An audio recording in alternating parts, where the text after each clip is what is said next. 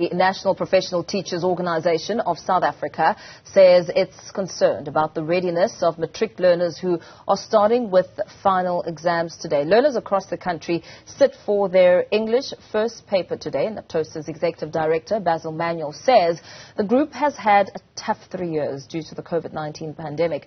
Manuel joins me now. Very good morning to you. Thank you so much for your time. Now, as matric pupils across the country write their final exams, I mean, a lot has been said about how the class of 2022 has suffered many challenges. We know that it's the very group that were in grade 10 in 2020 when they experienced the lockdown and school closures because of the COVID-19 pandemic. You've expressed some concerns. Paul, thank you for having me and good morning. Yes, we are concerned not about the general group of learners, but remember our exams is primarily a very academic exam. And a large cohort of those learners are not academic. And so for them, the stress and strain of trying to catch up when in fact a normal year's work was too much.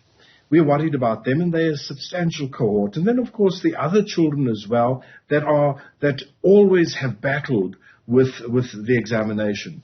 We are worried more about the mental health of these kids because given the pressure that they have been put under in this year.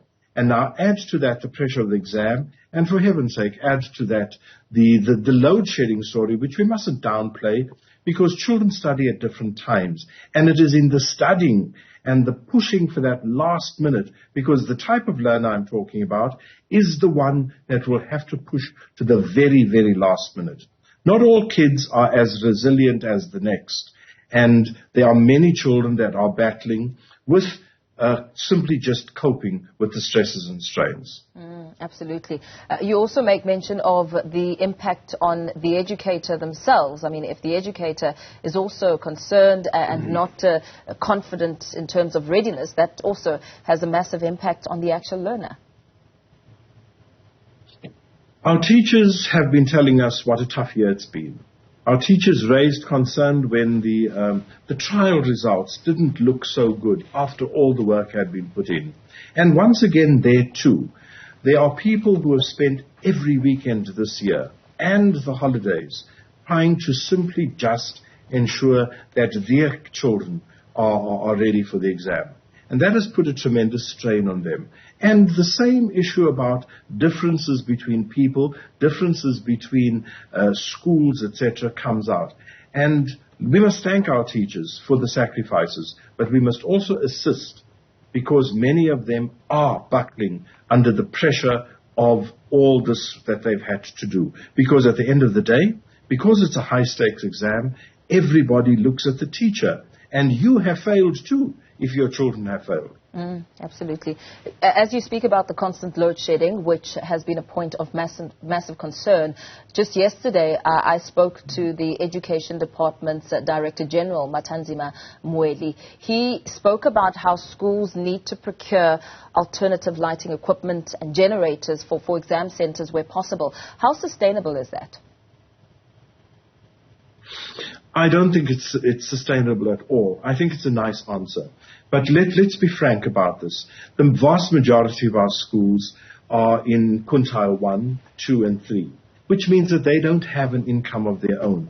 They get a paper allocation. They can't go out and buy generators. But besides, have you tried using a generator? The noise factor alone. And then secondly, of course, the cost of fuel.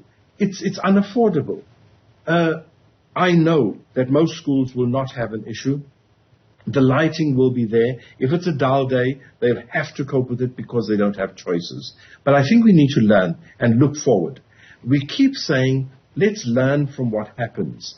We need to start a dedicated program of utilizing the resources that are easy to acquire, like solar energy, for our schools. And new schools must automatically be equipped with that because this problem of load shedding is not going to disappear. And to have a generator which can be stolen on the premises just sets the school up for more pain and hardship. So I'm not banking on that, and I certainly would rather see more being done in terms of solar energy. But also, whilst we are worried about lighting and the like. We also need to get greater assurances that those schools that were damaged are all fit, not only for exams, but fit for schooling. And we are unhappy that we've rushed now to make the exams rooms okay, but the other children may not yet be in conditions that are 100% suitable for schooling. The department's also, taken some form of a proactive approach to the rolling blackout disruptions that will affect some matric students. It's set a rewrite date for certain subjects, like computers, which was also heavily impacted. Yes, we must remember, Mpho, that when it comes to CAT, there's always a second date for the exams, simply because under normal circumstances, life just happens. Your computer can give up on you. Certain things can happen at the school where the school's power just fails, etc.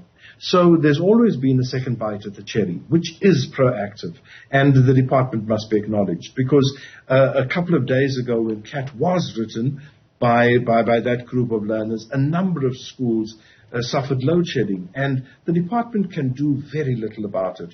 There's no value blaming the department about load shedding. It's not going to be able to make a change, but what it must do is plan around it, and that we must acknowledge.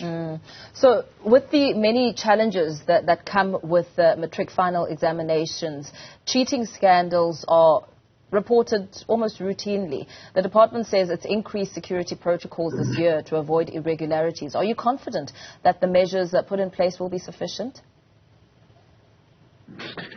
Paul, when you look at the year before last, when we had the really big scandals, that really knocked us, because the exam section has had a good reputation. Last year, there were a few speed bumps, and we are confident that what has been put in place is improving the system.